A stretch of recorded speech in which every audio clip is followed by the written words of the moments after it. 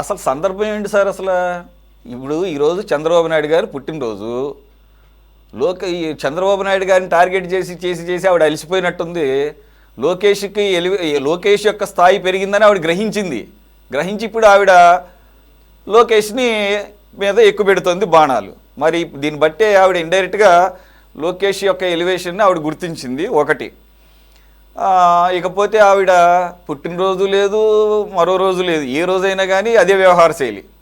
కనీసంగా జగన్మోహన్ రెడ్డి గారు ఈరోజు మనస్ఫూర్తిగా చెప్పారు అని పక్కన పెడితే ఒక ఫార్మాలిటీగా అయినా చంద్రబాబు నాయుడు గారికి శుభాకాంక్షలు చెప్పారు, జన్మదిన శుభాకాంక్షలు.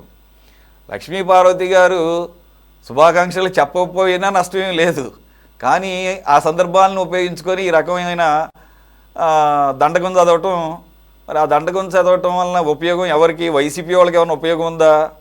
అసలు ఆవిడ వలన వాళ్ళకి ఏమన్నా అడ్వాంటేజ్ ఉందా అనేది ఇప్పుడు ప్రశ్నించుకునే పరిస్థితిలో ఉంది.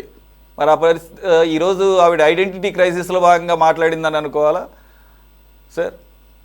ఇప్పుడు లక్ష్మీ పార్వతి గారు ఎప్పుడో తలుక్కుని ఒక్కసారి సంవత్సరానికి ఒకటోసారి రెండు సార్లు వచ్చి ఇలా మాట్లాడి అలా వెళ్ళిపోతారండి. ఆవిడ మాటలకి అంత మనం పట్టించుకోవాల్సిన అవసరం లేదు, ఆవిడ మాటలకి విలువ లేదు. ఇంకొకటి ఏంటంటే, లోకేష్ గారికి జగన్ గారు సిమిలారిటీస్ ఉన్నాయి. ఇద్దరూ కూడా తండ్రి చరిష్మాని అడ్డు పెట్టుకొని వచ్చినాళ్లే, పైకి వచ్చినాళ్లే. నేను రామారావు గారిని సూటిగా అడుగుతా, వైఎస్ఆర్గా కొడుకుగా కాకపోతే జగన్ ప్లేస్ ఎక్కడుంటాడు జగన్? ఏదో సొంత ప్రభతోటి సెల్ఫ్ మేడ్ పర్సన్ గా వచ్చాడని అంటారు. మన జగన్మోహన్ రెడ్డి గారు వైఎస్ఆర్ కొడుకు కాకపోతే ఆయన స్థానం ఎక్కడ? ఆయన ఎవరన్నా గుర్తించేవాళ్ళ? వైఎస్ రాజశేఖర రెడ్డి కొడుకుగా బొమ్మ పెట్టుకొని తిరిగాడు కదా ఆయన. అసలు నేనైతే అప్పుడు 2004 ఆ టైంలో జగన్మోహన్ రెడ్డి గారి ముఖం కూడా నేను చూడలే, ఎక్కడా మీడియాలో వచ్చేవాడు కాదు. ఆ సాక్షి పేపర్ ఇనాగ్రేషన్ ఫంక్షన్ లోనే మొట్టమొదటిసారి జనానికి కనిపించాడు ఆయన. ఓహో, ఇతనంట రాజశేఖర రెడ్డి గారు కొడుకు అని. ఎక్కడుండేవాడండి అతను? రాజశేఖర రెడ్డి గారి చరిష్మా వాడుకొని పైకి వచ్చాడు. రాజశేఖర రెడ్డి గారు ఉన్న పార్టీ, కాంగ్రెస్ పార్టీ యొక్క లీడర్స్ ని, క్యాడర్ అందరినీ లాక్కుపోయేలా ఆయన పార్టీ పెట్టుకున్నాడు. లేకపోతే పార్టీ క్యాడర్ ఎవరున్నారు? వైసీపీలో ఉన్న లిస్టు తీయండి, అందరు కాంగ్రెస్ వాళ్ళే తీసుకుపోయాడు. లేకపోతే ఆయన ఎక్కడ? ఆయన వెనుక ఎక్కడ ఉండేది? అట్లాగే లోకేష్ గారు కూడా చంద్రబాబు నాయుడు గారి కొడుకుగా ఆయనకి ఎమ్మెల్సీ స్థానం ఇచ్చారు, మంత్రి ఇచ్చారు, మళ్ళీ రెండోసారి ఎమ్మెల్యే అయ్యాడు, మంత్రి ఇచ్చారు.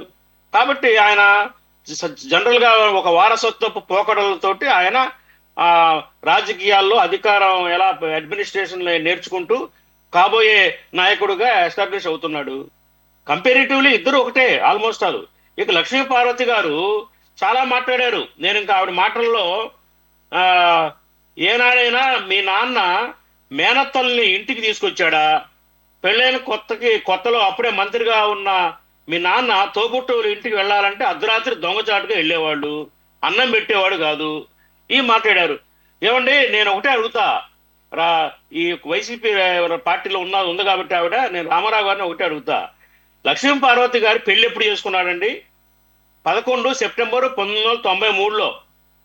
మరి చంద్రబాబు నాయుడు గారి మ్యారేజ్ ఎప్పుడైందండి? 10 సెప్టెంబర్ 1981. ఆయనకు చంద్రబాబు నాయుడు గారి పెళ్ళైన కొత్తలో ఈవిడ ఆడుందండి. ఈవిడికి ఏం తెలుసు? ఆవిడ మేనత్తులకు అన్నం పెట్టిందో పెట్టలేదో, పిలిచారో లేదు, ఈవిడికి ఏం తెలుసు చెప్పండి? ఇదే ఊకే నోటికి ఏదో ఒకటి వాగేయటమే. కాబట్టి ఏంటంటే లక్ష్మీపార్వతి గారి మాటల్ని మనం అంతగా వాల్యూ. అట్లాగే ఇంకొక మాట అండి, లోకేష్ గారికి సూటిగా ప్రశ్నించారు లక్ష్మీపార్వతి గారు, నన్ను అమ్మమ్మ అని ఎప్పుడన్నా శుభాకాంక్షలు చెప్పావా? అసలు ఈవిడ్ని ఎన్టీఆర్ కుటుంబ సభ్యులుగా ఎవరన్నా గుర్తించారా? అమ్మమ్మ ఏంటి? అమ్మమ్మ కాదు, ఎన్టీఆర్ భార్య. ఎన్టీఆర్కి రెండో భార్య ఆవిడ.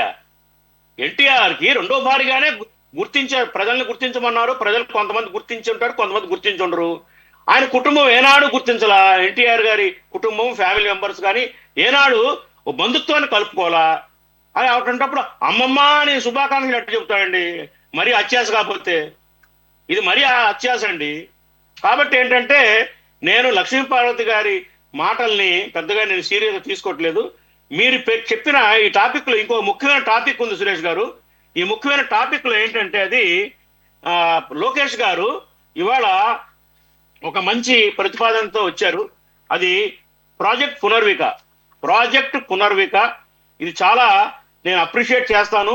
ఆయన ఇనిషియేటివ్ తీసుకున్నారు. కాకపోతే ఆ అమలులో కూడా, ఆచరణలో కూడా దీన్ని పగడ్బందీగా ఆ ఆచరణలో పెట్టాలి.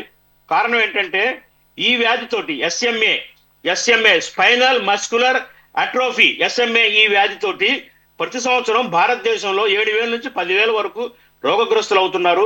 నిరుపేదలు, చాలా మధ్యతరగతి కుటుంబాల వాళ్ళు. అట్లాగే ఆంధ్రప్రదేశ్లో కూడా 500 నుంచి 700 వరకు కూడా ఈ పేషెంట్స్ ఉన్నారని చెప్పేసి ఒక అంచనా ఉంది. దీనికి 10 నుంచి 16 కోట్ల రూపాయలు ఈ జన్యు రిపేర్ ఇంజెక్షన్, అది 16 కోట్లు అవుతుంది. 10 నుంచి 16 కోట్లు. స్విట్జర్లాండ్కు చెందిన ఒక కంపెనీ దీన్ని తయారు చేసి అమెరికాలో ఉత్పత్తి చేసి ప్రపంచవ్యాప్తంగా సరఫరా చేస్తుందండి. ఇది చాలా ప్రాణాంతక వ్యాధి. ఈ వ్యాధి సోకిన వాళ్ళు సంవత్సరం కంటే బతకరు, మాక్సిమం 2-3 సంవత్సరాల్లోనే చనిపోవడం జరుగుతుంది. కాబట్టి అనేక రాష్ట్రాల్లో దాదాపు ఈ వ్యాధి బారిన పడిన వాళ్ళు ఉన్నారు. ఒక్కొక్క రాష్ట్రంలో 300, 400, 500 మంది వ్యాధిగ్రస్తులు ఉన్నారు. ఇది కేంద్రం దీనికోసం national policy for rare diseases అని ఒక స్కీమ్ కింద మరి డబ్బు ఇస్తుంది. రేర్ డిసీజెస్, ఇది కూడా ఒక రేర్ డిసీజ్. ఈ రేర్ డిసీజ్ కింద కేంద్ర ప్రభుత్వం ఆధ్వర్యంలో ఎన్పిఆర్డి అనే ఒక స్కీమ్ అయితే ఉంది. కానీ ఈ స్కీమ్ కింద దాకా, పేదల దాకా రావటం లేదండి. దీనికి అప్లికేషన్ పెట్టుకోవటం, అప్రూవల్ అవటం, అది కూడా 50 లక్షల కంటే ఫండ్ ఇవ్వరు. 50 లక్షలు ఎక్కడ, 10-16 కోట్లు ఎక్కడండి. కాబట్టి ఏంటంటే ఈ వ్యాధి అనేది ప్రాణాంతక వ్యాధి. దీని మీద చాలా సీరియస్ డిస్కషన్ జరగాల్సిన అవసరం ఉంది. ప్రభుత్వాలు, కేంద్ర ప్రభుత్వం, రాష్ట్ర ప్రభుత్వాలు సంయుక్తంగా ఈ డిసీజ్ ని అడ్రస్ చేయాల్సిన అవసరం ఉంది. ఇంత పెద్ద మొత్తంలో ఎవరికీ సాధ్యం కాదు. కోటీశ్వరులకు కూడా, కుబేరులకు కూడా 16 కోట్లు తీసుకురావాలంటే ఒకేసారి సాధ్యం కాదు. కాబట్టి ఏంటంటే దీనిని అడ్రస్ చేసే విధానం ఏంటి? ఆ స్విట్జర్లాండ్ కు సంబంధించిన ఆ కంపెనీ ఏదైతే ఉందో, నోవార్టిస్ జీన్ థెరపీస్ అనే ఒక కంపెనీ పేరు, అది నోవార్టిస్ జీన్ థెరపీస్. ఈ కంపెనీ మరి వాళ్ళతో టైఅప్ అయ్యి సాధ్యమైనంత తక్కువ ధరకి ఇది జెన్యున్ రిపేర్ ఇంజెక్షన్ ని మరి పొందటం అనేది, తెప్పించుకోవటం అనేది చాలా అవసరం. ఇంకొకటి ఏంటంటే దీనికి కార్పస్ ఫండింగ్ ఒకటి ఏర్పాటు చేయాలి. కేవలం 50 లక్షలు, కోటి రూపాయలతో అవధిది. కేంద్ర ప్రభుత్వం ఆధ్వర్యంలో, రాష్ట్ర ప్రభుత్వం ఆధ్వర్యంలో వాళ్ళు సంయుక్తంగా ఆ మొత్తం అమౌంట్ ఏదైతే అవుతుందో వాళ్ళే భరించేటట్టు. ఎందుకంటే ఏదో అక్కడక్కడ దాతలు ఉన్నారు కాబట్టి ఎప్పుడన్నా ఇస్తారు, కొంత అమౌంట్ వస్తుందేమో. కానీ టోటల్ గా దాతల మీదే ఈ వ్యాధిని మరి ట్రీట్మెంట్ చేయడానికి ఆధారపడతాం అనేది కరెక్ట్ కాదు. ప్రభుత్వాలు ఉన్నాయి. మన దేశంలో 40 లక్షల కోట్ల బడ్జెట్ ఉన్న దేశం, పెద్ద దేశం. రాష్ట్రాల బడ్జెట్లు కూడా ఉన్నాయి. కాబట్టి దీని మీద ఒక గట్టి డిబేట్ జరగాల, దేశవ్యాప్తంగా చర్చ జరగాల. ఈ ప్రతి ఏటా ఈ వ్యాధిగ్రస్తులు పడుతున్నారండి. దేశంలో దాదాపు 4,000 మంది ప్రతి ఏటా పెరుగుతున్నారు ఈ వ్యాధిగ్రస్తులు. మీరు అన్నట్లుగా నేను అసలు యాక్చువల్గా దీన్నే మెయిన్గా తీసుకుని సెకండ్ టాపిక్గా తీసుకుందాం అన్నాను. మీకు ఎలాగైతే అట్రాక్ట్ చేసిందో, ఒక పునర్వికాకి ఆవిడ సహాయం చేసి అలా వదిలేస్తే దానికి అంత గుర్తింపు, దానికి అంత సిగ్నిఫికెన్స్ ఉండేది కాదు. కానీ ఇది ఒక ఇనిషియేషన్ లాగా, ఎలా అయితే దిశ చట్టం అని చెప్పేసి అట్లా ఎలా అయితే తీసుకున్నారో, దీన్ని కూడా ఆ పాప పేరు మీద ఒక ప్రాజెక్ట్గా టేకప్ చేయాలి. జన్యుపరమైన డిసీజెస్ అన్నీ కూడా ఈ ప్రాజెక్టులో అంతర్భాగం అవ్వాలని చెప్పేసి ఆ ఉన్న కాన్సెప్ట్ని బేస్ చేసుకుని జరిగింది. ఈ లోపల ఆ తేడాలు చెప్తూ ఆవిడ మాట్లాడేసరికి నేను 2 లింకప్ చేయడానికి నేను సిద్ధపడ్డాను. అంటే ఒకరోజే ఈ రకమైన. కాబట్టి ఏంటంటే పునర్విక ప్రాజెక్టుని ఏదో ఇప్పుడు ఇది రేర్ డిసీజెస్, అందులో చాలా ఎక్స్పెన్సివ్ ఇవి. వన్ ఆఫ్ ది కేస్ కింద సాయం చేసి వదిలేస్తే అది కరెక్ట్ కాదు. ఒకళ్ళని పట్టించుకుని మరొకళ్ళని పట్టించుకోకుండా ఉండే ఆ రకమైనటువంటి దృష్టి వచ్చే అవకాశం ఉంది. కాబట్టి ఇది అందరికీ. టైం ఇవ్వండి సురేష్ గారు, క్లోజ్ చేస్తాను. ఒక అర సెకండ్ టైం ఇవ్వండి. ఇప్పుడు లోకేష్ గారు ఆయన ఉదార స్వభావాన్ని తన యొక్క మైండ్ లో హెల్పింగ్ నేచర్ చాటుకున్నారు. 6 కోట్ల రూపాయలు ఫండ్ ఇచ్చి. జగన్మోహన్ రెడ్డి గారు మరి బుడమేరు మునిగిపోయి ప్రజలు అల్లాడిపోతుంటే ₹1 ఇవ్వాల, కోటి రూపాయలకి మెటీరియల్ ఇచ్చారన్నాడు, ఎవరికి అందలా. అట్లాగే ఎక్కడ ఏ సందర్భంలో కూడా జగన్మోహన్ రెడ్డి గారు సొంత ఫండ్ ఇచ్చి అడగడు. అలాంటిది మరి ఇవాళ భువనేశ్వర్ గారు కూడా అన్న క్యాంటీన్ల కోసం 78 లక్షల రూపాయలు డబ్బులు ఇచ్చారు. గతంలో కూడా ఆవిడ ఎన్టీఆర్ ట్రస్ట్ నుంచి కానివ్వండి, లేకపోతే ఆ హెరిటేజ్ సంబంధించిన వ్యాపార సంస్థల నుంచి కానివ్వండి, చాలా సార్లు మరి విరాళాలు ఇచ్చిన సందర్భం ఉంది. మరి ఎలా కంపేర్ చేస్తారు జగన్మోహన్ రెడ్డి లోకేష్ కి?